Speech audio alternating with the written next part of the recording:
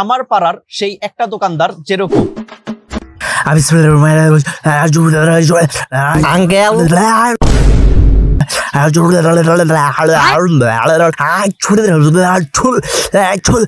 আয় মালিক, এত পরা পানি ছিটাতে হবে না গো দোকানে, নয়তো দেখবে দোকানের বাকি শয়তানগুলোর সঙ্গে তোমাকেও দোকানটা ছেড়ে পালাতে হবে যে।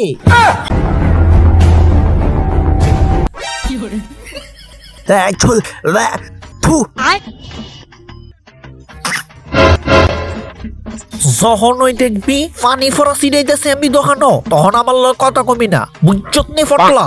আচ্ছা আঙ্কেল, এবার ক কিতা নিবি? আঙ্কেল আমার আম্মাই বলে আরো 20 বছর আগে আপনার কাছে একটা পাকিস্তানি জামা বানাইতে দিছিল, এটা যদি এখন হয় তাহলে আমার দেয়া লাইন এই দামি ফরতাম। আম্মা সেলে বলে আর লাগতো না, এর লিগে আমার এই দেয়া লাইন আম্মাই কইছে। কেরে নতুন একটা জামা বানাই লইলে কিতা হয়? আচ্ছা বাবা কইতাছি। দাঁড়ান, অপেক্ষা করেন, আগে এই মাইয়াডারে দিয়া লই। আচ্ছা ঠিক আছে, দেলাও দেলাও। এই পাকিস্তানি জামাটা নিয়ে ফটলা দেখতো। হ আঙ্কেল হ, এটা ওই। আচ্ছা দাঁড়া দিতাছি, এই নে তোর পাকিস্তানি জামা। আঙ্কেল কত এটা? এহানো যতলে আছে ততই।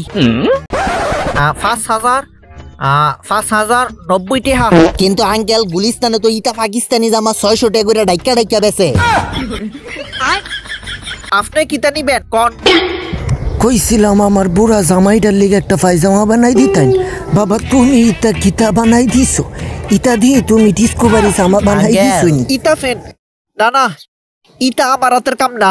আঙ্কেল পাকিস্তানি জামাটা আমার কাস্টমার কোনোদিন আমার হাতের সার্ভিস লইয়া ঠহে নাই। আয় মালিক, তুমি তো কখনো শুনবে না আমার কথা।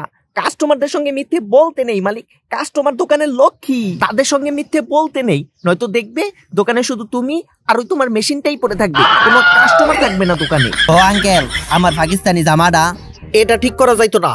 আর পাঞ্জাবির নিচে কিতা আছে এটা কেউ দেখতে যায় না, পাঞ্জাবির নিচে কিছু না ফললো চলে। এই ইটটা ফার কইরা লন, ফরনি দোদেক পুনে। ও আঙ্কেল গো, আমার পাকিস্তানি জামাটা কি হইছে? কইতাছি পাকিস্তানি জামাটা নিমু। যেই গুলিস্তানের দোকানো 600 টাকা কইছে হ্যাঁ দে লই আলাও।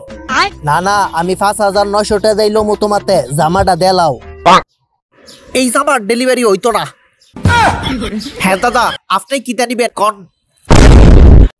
ইটা হইতাছে লুডের কাস্টমার, এর লিগেই গুণরে ফাত্তা দেই না, আপনি করে দিতাম না যদি এখন চ্যানেলটাকে সাবস্ক্রাইব করে না রাখেন। এই জন্য চ্যানেলটাকে সাবস্ক্রাইব করুন।